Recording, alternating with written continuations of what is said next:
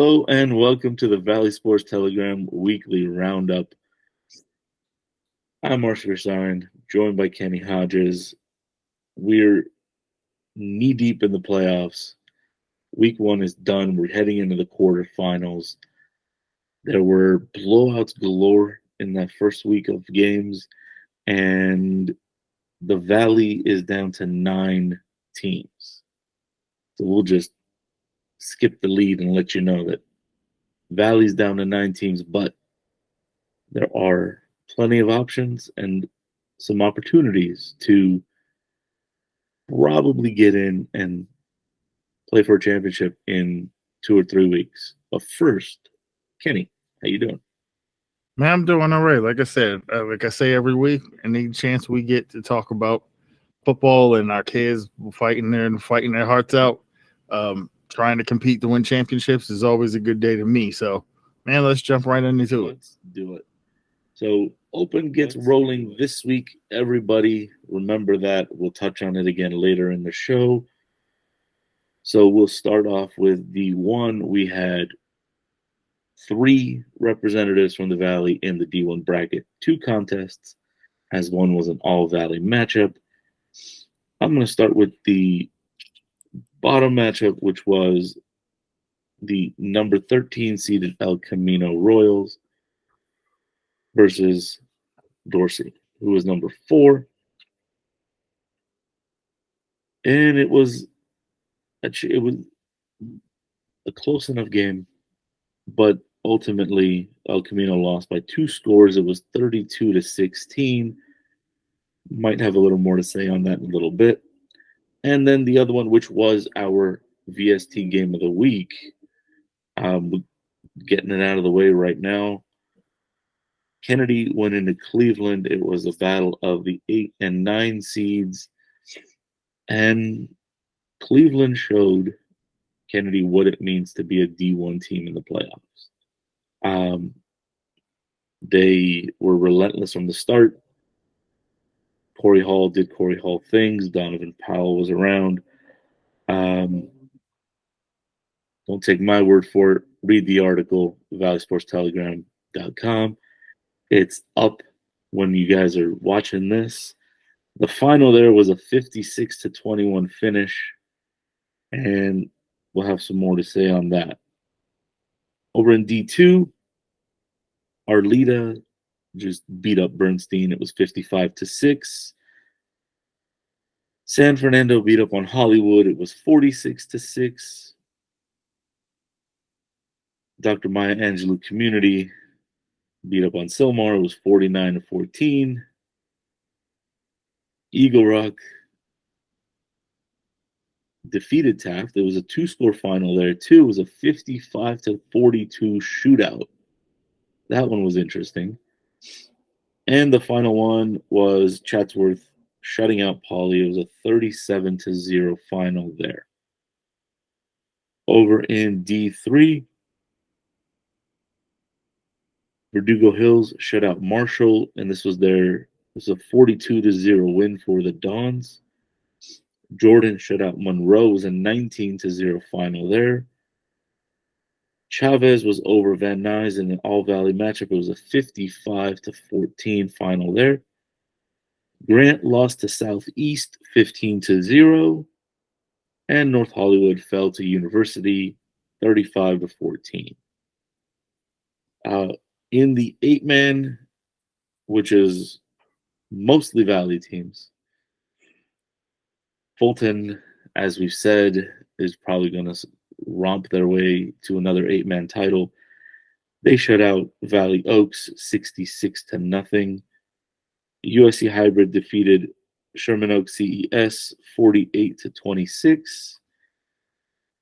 Animal Robinson over East Valley. It was a 50-8 final.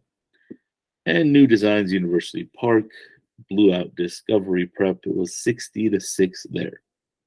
So there's some interesting matchups coming up. But first, Kenny, your thoughts on the first round?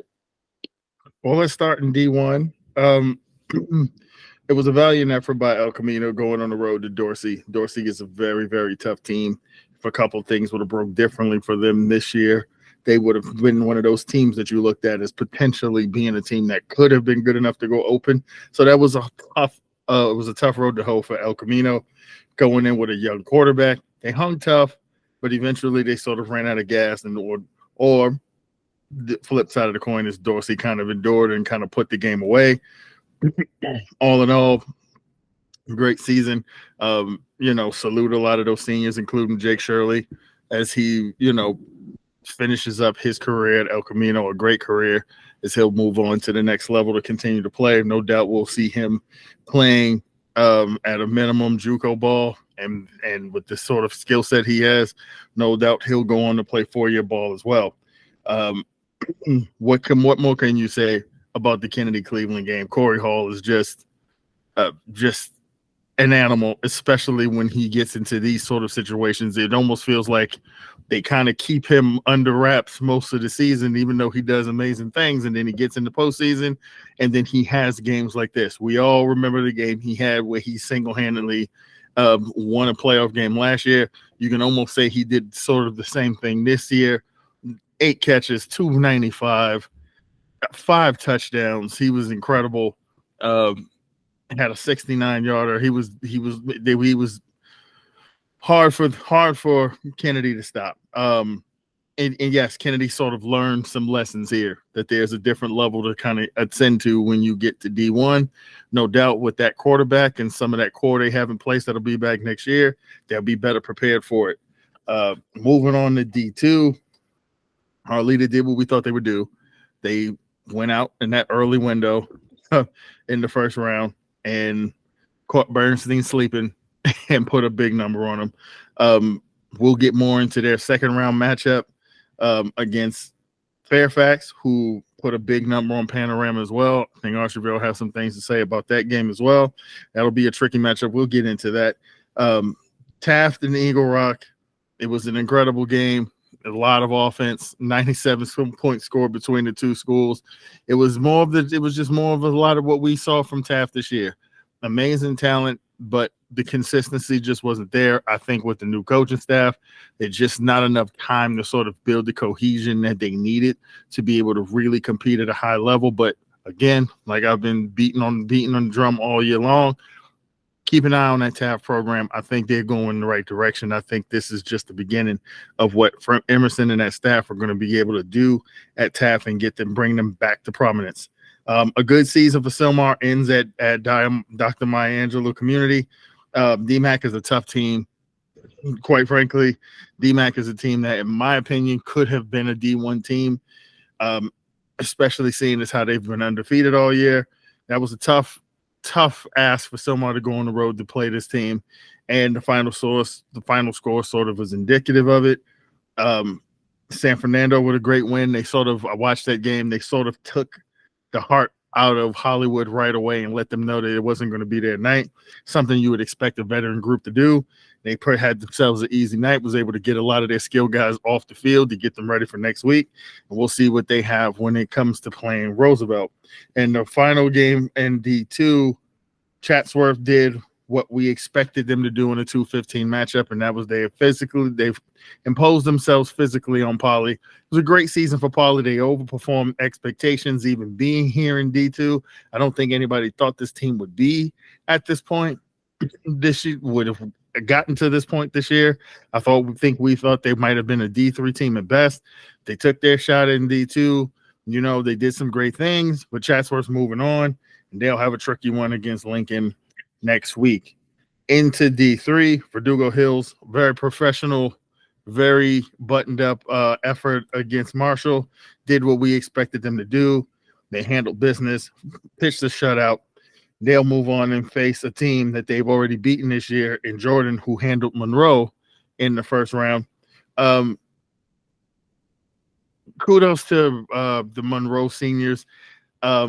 They graduated a lot of talent and they struggled all year offensively, but this team was always dug in because a lot of that leadership still existed on the defensive side of the ball. They hung tough all year with a lot of teams and hung in the games that they shouldn't have been in. But the end of the line is here for those seniors. Good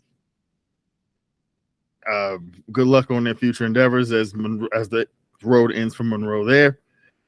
Chavez, we were wondering what Chavez team was going to show up in the postseason. Was the team that we saw that showed potential to be able to maybe win the East Valley at times this year, or the team that was sort of rocky and we played inconsistently, especially on the offensive side of the ball down the stretch of the season. The good Chavez showed up. The world-beaten Chavez showed up, and they put a 55-point effort on Van Nuys to move into the second round. They'll face Southeast, who shut out Grant 15-zip. Franco Sicili's bunch, the future is going to be bright for them. That quarterback is still coming back for them. They got a lot of young guys who got good experience this year, and even getting a chance to even make the playoffs when how the season started for them was a victory in itself. Look out for them next year. I think they're going to make noise the way we saw teams like Poly make noise this year. So look out for them next year. And the end of the road for North Hollywood as well. Again, another team of where the future is still ahead of them. Jalen Burt will be back. They still have a lot of talent, a lot of young talent that are sort of figuring their way out, figuring it out on the fly, and we'll see what they can do next season as well. And then the 8-man, like we talked about, Fulton has been a machine all year long. They did what they already did to Valley Oaks this year, and that was put a big number on them, 66-0. We don't expect them to have much trouble this week against USC, another team they've already handled.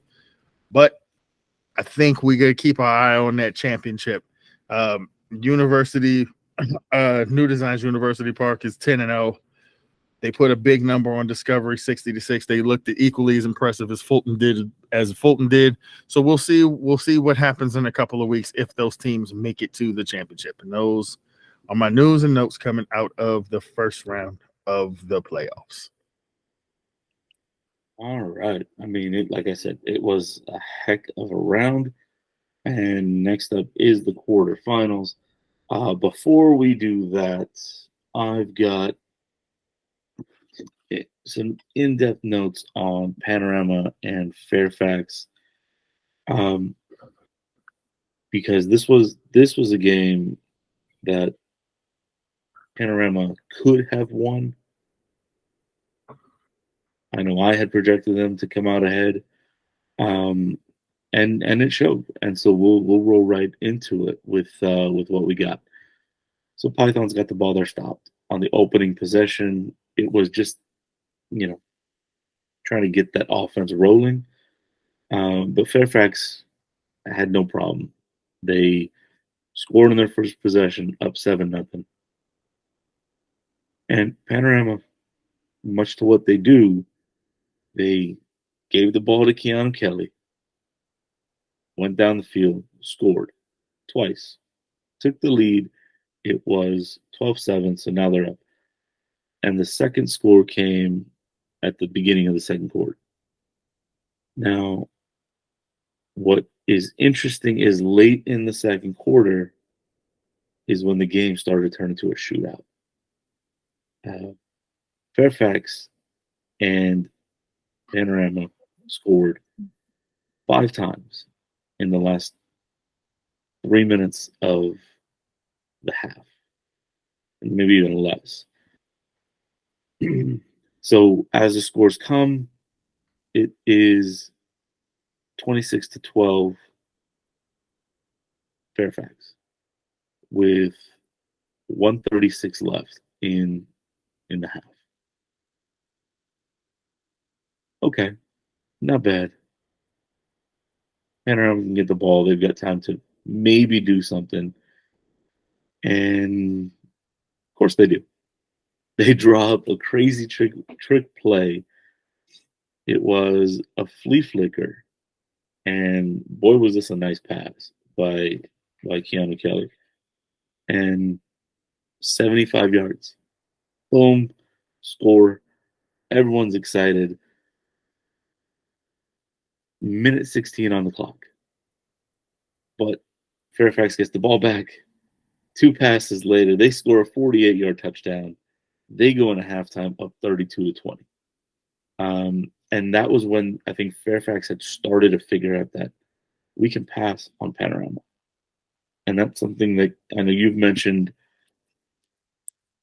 in your season preview, and we've kind of seen it bite Panorama in the butt against Kennedy and San Fernando, is their secondary is not very strong. It's not definitely not something they lean on. I think the word we've used in the past is suspect. So Fairfax seemed to figure that out. They got the ball first in the second half and scored. So there were moments where it looked like it was going to get out of hand. Panorama kept trying to kept fighting. One of the other problems is they had some trouble taking care of the ball, and it is hurts. I mean, I don't want to call them out, so I'm not actually going to do it. But they had a junior who had trouble holding on to the football. He was the main man on kickoff. He bobbled 2 or 3 of them before he fumbled one. And he fumbled the kickoff. Fairfax got it and immediately scored again. So this was scored at the beginning. This was at the beginning of the half. They scored, boom, kickoff. Poor kid muffs it. Fairfax picks it up, scores 20 seconds later on the next drive. At that point, it's 45-20. You're thinking, oh, man, what's going to happen? Well, I'll tell you what's going to happen. Panorama gives the ball to Keanu Kelly, and he goes 47 yards on that one to the house. 19 points. It's still respectable. And that's the thing. This Panorama defense had 2 turnovers. They forced 2 turnovers. So opportunities to score just weren't consistently able to capitalize on it. One more big note. It was before the game before Fairfax put the game out of hand. It was a nice deep ball by Kelly to Jason Pineda. And Pineda is the one who caught the flea flicker for 75 yards. He caught it, went down hard. This was a 45-yard pass, and it was in the air for all of it. He went up, caught it, landed hard. At first, it's a catch.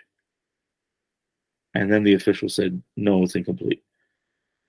Comes to the sideline, and he's telling everybody, I caught the ball. It was a catch. It's just I heard the whistle, and so I let go of the ball. And that sucks.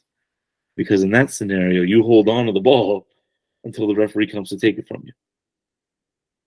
But officials said incomplete because they didn't actually see him in full possession as he went down on that contested ball. And that kind of was the big last gasp for Panorama. They fought hard.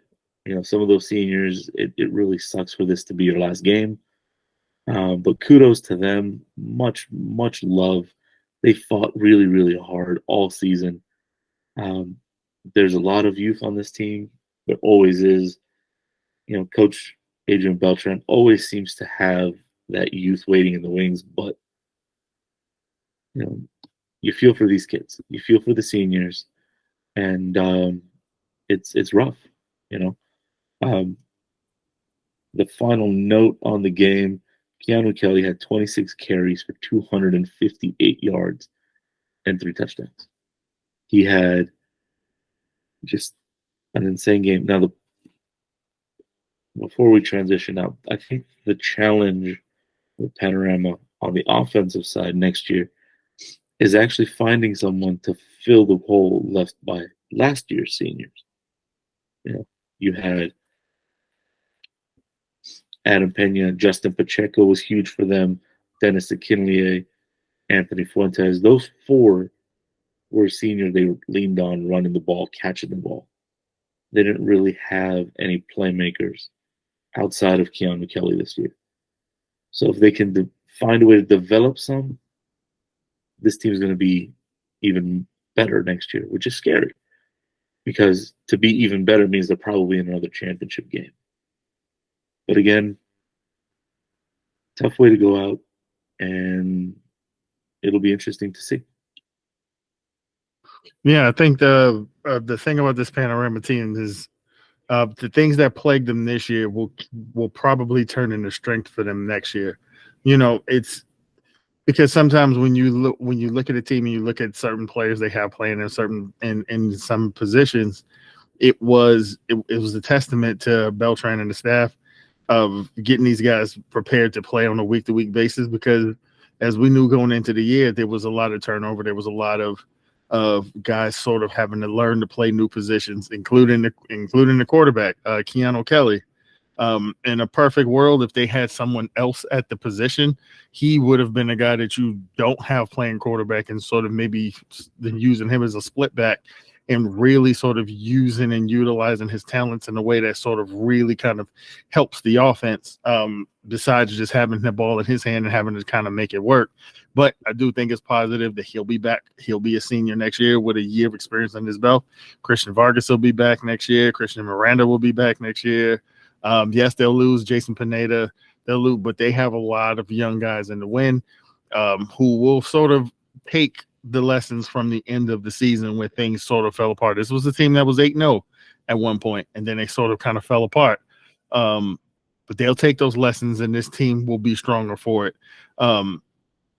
It's a great program. It's a program that kids will want to come into to kind of help continue to build it, and it's exciting. Like I said, they didn't get it done.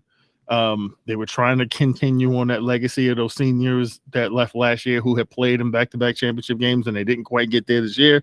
But this group will be ready to roll next year, and I think they're going to be one of the harder teams to beat in the Valley Mission, where the two teams ahead of them that finished ahead of them in terms of Kennedy and San Fernando will have lost more after this season than they will have. So that will sort of even the playing field for Panorama and put them right back in the mix to win the league title next year. Yeah. That's definitely a take that is something to look at when we get there. But where we are is quarterfinal city, and everyone's playing now. Open division gets rolling, and let's dive into it without any further ado. Birmingham and Narbonne 1-8, Granada Hills Carson 4-5. We had more to say when we did our bracket breakdowns. I don't know what more to add that we haven't already said. Again, it comes down to Carson's health. If that off week helped them out, if that quarterback's not healthy, that Granada defense is going to feast, because they're just nonstop in terms of their aggression.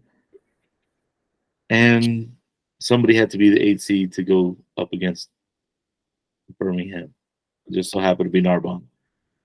So that's what I have for the open division, because we've already kind of gone into it. Do you have anything else? Yeah, like I said, it's games that it's a game we expect Birmingham to win, but I will say they better be prepared for those weapons that Narbonne has on the outside. They've got big, rangy receivers who are playmakers on the outside, and they have a quarterback who's young and he's shifty and won't get rattled in the face of Birmingham's pressure. One of the things that Birmingham has done to people all year long is once the Tonga boys get after you, once that front gets after you, it tends to rattle the offense that you're going up against. That's not going to be the case with Narbonne. Narbonne has seen tough fronts this year, so it's going to take more than just trying to pound on the quarterback to get it done. They're going to have to play sound. They're going to have to play discipline, especially on the back end. Peyton Waters might have to make a play or two in the secondary, as opposed to we're used to him making plays on offense. He's probably going to have to make a play or two on defense with these receivers that Narbonne has, because if Narbonne's going to pull the upset, they're going to have to chuck that thing. That quarterback is going to have to spin it and put some points up, because it's hard to beat Birmingham otherwise if you don't score on them. which is why they haven't lost in seemingly a decade to other city teams.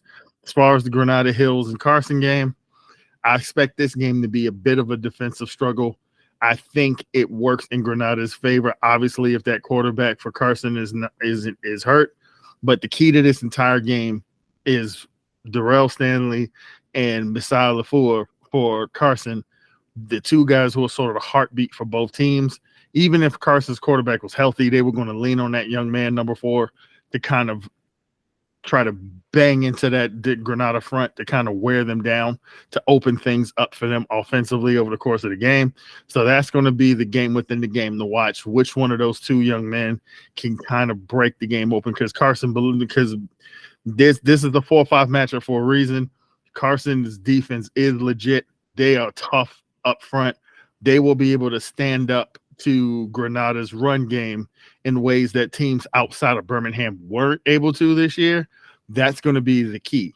Can they hold up for 4 quarters though? Because Granada's going to do it over and over and over again until they break a few. So that's going to be the game within the game. Can Carson's defense do what Granada's defense is probably going to do and make this game muddy and maybe win a close one at home?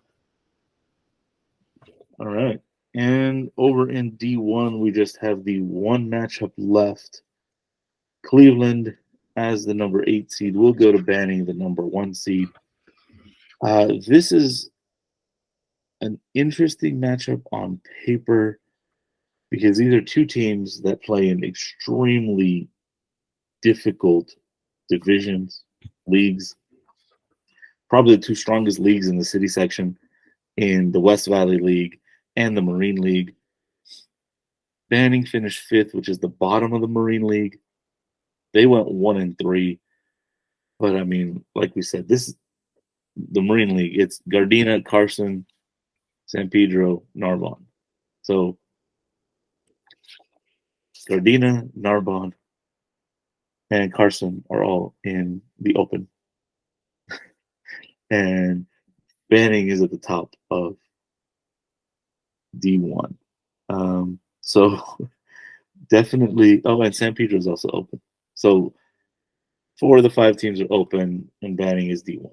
Now, Cleveland is definitely going to have its work cut out for them, but I think this is one of those, like your favorite saying, Kenny, is styles make fights. I think this is 2 teams that are battle hardened, that have come really through the fire of their leagues, and if we're still using boxing terminology, I think this is going to be a 12-round classic. This will be a 12-round classic if Corey Hall can do some of the things that we've known him to do. This is going to be a tough ask for Cleveland to go on the road here, because let's call spade a spade. The only reason why Banning 1 point is what kept Banning out of being in the open division. A 1-point loss to Narbonne is the reason why Narbonne is playing Birmingham instead of Banning in this game, and Cleveland is not playing on the road at Narbonne. This is a tough team. Like I said, Gardena is in the open division. They have 1 loss this year. It was against this team.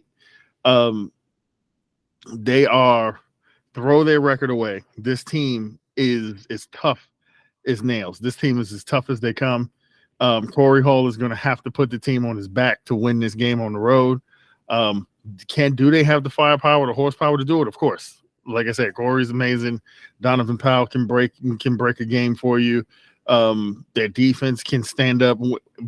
And this is a team that tends to raise its level when they go against better competition. So I think I think Cleveland will have a puncher's chance in this game, but it's going to be tough. They're going to have to play a complete game, no turnovers, not giving Bannon a short field, because that offense doesn't need help.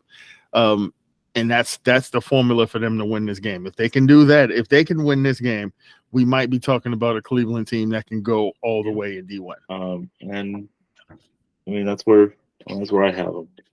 And that's the interesting, because you look, it's not as much as Corey. We look at the supporting cast, right? You've got Usman Ajayi, who's a big, imposing man-child.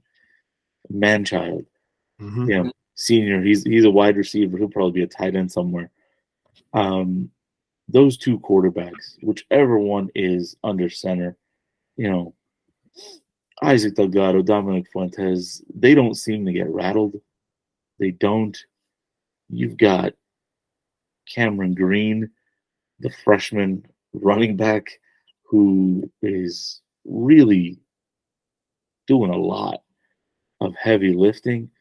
So there's definitely a supporting cast that can put things together. Not forgetting senior David Maciel. So if they can put it in and get these pieces moving around Howell and Hall, I think there's a team that can make that run. So moving on to D2, we've got Arleta and Fairfax left, and the bottom of the bracket, San Fernando, Roosevelt, Lincoln, Chatsworth. That Arleta Fairfax matchup is tricky because Fairfax is going to try to pass the ball once they realize they can't run against that Arleta front.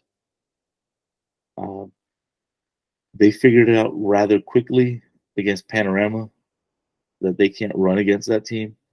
And I think they attempted like 6 running plays the whole game. Definitely less than 10. Probably closer to half a dozen.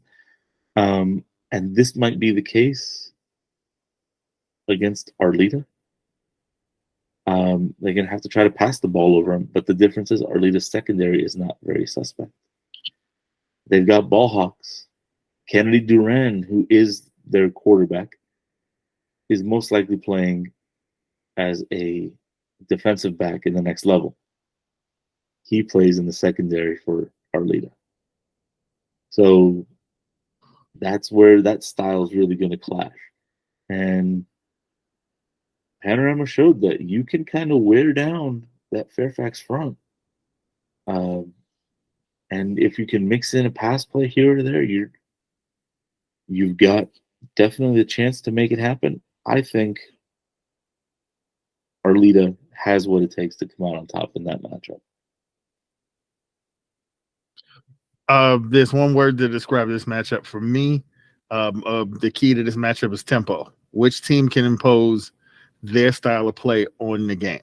If Fairfax is going to have any chance to win, they're going to have to do the things. Hopefully, they had enough. If they had tape, they will know that the only way to really sort of upset what Arleta's doing is to kind of get them sped up. Get them out of the rhythm of how they like to play a game, which is pound it at you, mash the ball at you, and then when you're loading the box, then they can hit you with screens. Then they'll go to the pass play. They'll go to the quick game to sort of kind of pop some things on teams. So the thing for Fairfax is going to be, can you grab a lead? Can you get out in front and sort of make Arleta have to change the way they play? Can you make Arleta have to chase the game? Can you make them have to blitz or change the things in that front to kind of try to slow you down? And maybe that kind of gets them out of whack, because that's the thing about Arleta this year. They've been a machine. No one's really been able to take them out of how they want to play. So that's going to be the key for Fairfax. If they have any shot at winning this game, they have to make Arleta play their game, which is incredibly, incredibly difficult to do because of how disciplined this Arleta team is and how they go about their business. If they can't, and if Arleta imposes their will, it could be a long, long afternoon for Fairfax. But like I said, styles make fights. It's just going to be a matter of that chess match of who can make who play the other one's game, and whoever can do that let's say this: if Fairfax can do that to Arleta, they stand a better chance of going on the road and winning that game. If Arleta imposes their will the way they've done to the other 11 opponents they've had this year, this could be a quick and tidy afternoon where everybody's back on the bus at 4:30 and they moving on to the semis. either way, that's probably going to be quick and tidy because that's how our leader does it. And it will be quick and tidy if their defense holds. They'll be able to control the tempo and get that thing going the way they like to, run that clock and take care of business. Down in the bottom, San Fernando Roosevelt. We kind of touched on this earlier. This is going to be an interesting clash of these two. And I think that's kind of the theme of D2 is which team is going to control the tempo and which team is going to come out on top. This is a game that San Fernando, if they play to their abilities cleanly, should win. Nothing against Roosevelt, but knowing what San Fernando has and looking at kind of what both teams have done this season, if San Fernando plays to its best abilities, they should win. And I'm going to jump ahead of Chatsworth and Lincoln and say the exact same thing there. We know the offense is going to work to carry, right? We know Ramo is going to get his carries. He's going to get his yards and score. If they can play clean enough, if they play to their best abilities, we're looking at San Fernando Chatsworth in the semis. And that's why I put it all together, because they've got that chance to do it, and all they got to do is play clean. Yeah. Not much argument there. But especially for San Diego, especially for San Fernando. Sorry, excuse me, I'm tired. Is especially for San Fernando, the key to their success this year has been the defense sort of setting the tone and getting takeaways. You kind of need to do that against the Roosevelt team because this team is, yes, like I said, when you're talking about some of the teams from that side of the city, you throw away the record. Yes, they're 5-6, but that didn't mean anything last week when they went on the road and handled business at Wilson. And when I thought Wilson was going to be able to kind of run them out of the building, and they weren't able to because Roosevelt is a stout team that has had to play teams like Eagle Rock and had to play teams on that side of the city all year long. So this is a tough team. So can San Fernando sort of take the ball away and really take Roosevelt out of their game? That's going to be the key there.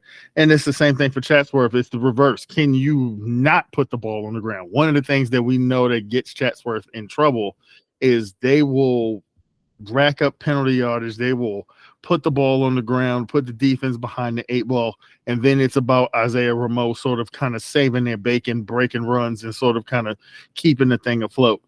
As they progress in the postseason, especially here in D2, these teams can make you pay along the way. It's starting with a team like Lincoln, who we saw them have success last year in the postseason because they had a formula of not making mistakes and playing clean, which allowed them to which is what they did. It was a workmanlike effort against Westchester, but it was a clean effort nonetheless, where they only gave up 1 score. So Chatsworth is going to have to play a clean game.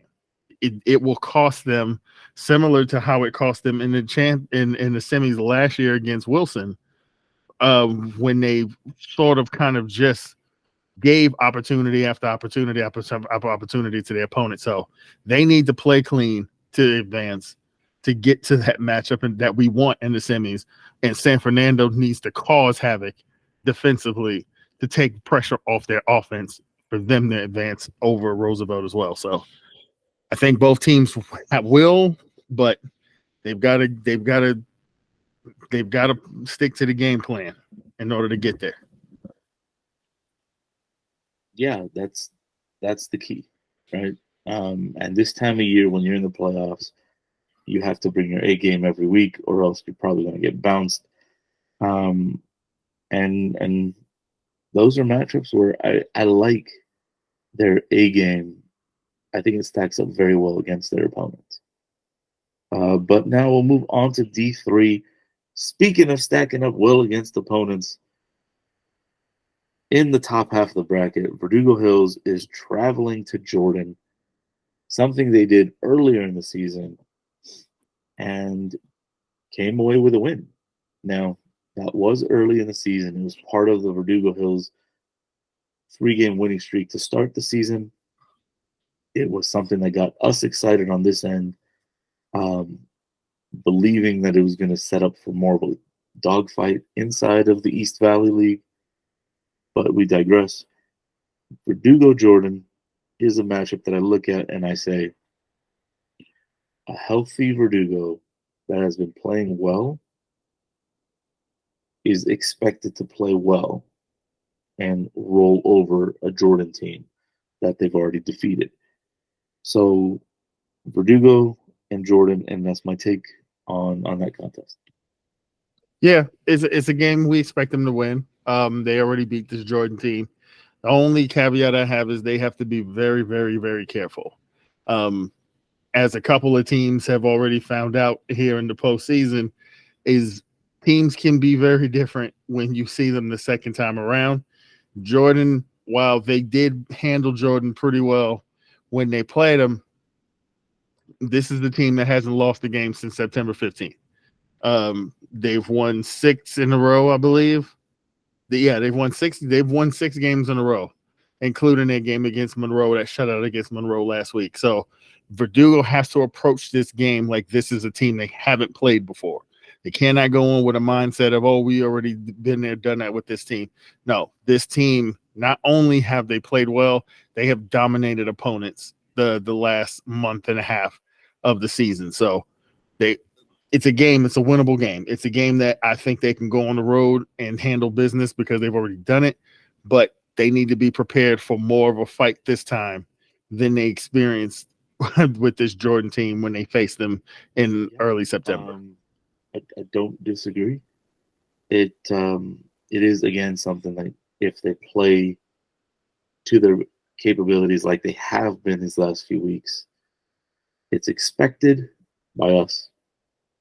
But again, they have to play and they have to be ready to play. The only other matchup left in D3 that's a valid matchup is Chavez and Southeast. This is a contest that, again, kind of fits along those same lines. The interesting thing here is Chavez has been very up and down and inconsistent throughout the season. We asked which Chavez is going to show up against Van Nuys. I can ask the same question here. Which Chavez is going to show up against Southeast? If you get a focused and ready to play Chavez, I think they beat Southeast. Yeah, I think so too. Everyone knows how I feel about Chavez. I want this team to succeed. I like this group. I love Coach Nunez and how he gets these guys to play and perform every week. But the bottom line is that eliminating the mistakes helps them live up to the potential that they have with this group. When they play clean, they beat people up. When they don't, it puts them in positions where they're chasing the game, and this is not a team that's built to chase the game. They just aren't there offensively. It got them in trouble in games against San Fernando this year. It's got them in trouble in games against Grant. They have to play clean. If they play clean, this is a game they should win at home. If they don't, they could find themselves in some trouble. I'm banking on this team's kind of being focused and ready to continue this postseason run. That's what I think they're going to do. But just all remains to be seen. Hopefully the good Chavez shows up against Southeast at home this week. Yeah, again, for us, that's what we would really like to see happen because that'll set up some interesting matchups down the line. And what we have left is the 8-man. We said it in the top of the show. Fulton's already beat up on USC. I don't really see a situation where they don't do it again. The only team that we said it a few times that really kind of stands in the way of this Fulton team would be New Designs. And we'd have to wait till the 18th potentially to see that happen. So I think it's chalk here in the 8-man semifinals. Yeah, I'd say so. I think the only intriguing thing about this matchup is when you look at the games that they won, this is the only team they played that kept it within 30 points. So we know USC could play a bit. But we expect them to win nonetheless. This Fulton team is rolling. No one has played with them since that loss against Faith Baptist very early on in the season. They've just kind of wrecked every opponent they've played. I expect this to be no different, and I think they're going to roll right into the championship. And with that, we say thank you for watching. Thank you for your time. Thank you for supporting these kids and these programs. Get out there and support them some more. It's a big time of the season. It's the quarterfinals. A lot of these programs are 2 wins away from potentially playing for a city title. And that's very special. Again, at the end of the year, you only have 4, 5 teams, including 8-man, that can say they have a city title to their name. 10 teams play. So get out there, support, show the love like we do. And even that 2:00 game, Arleta Fairfax is a 2:00 kickoff at Arleta. If you've got some way, you got sick time, you got something, it's a holiday weekend, something. Anybody who's any close to Arleta, use it, get there. Show them you care.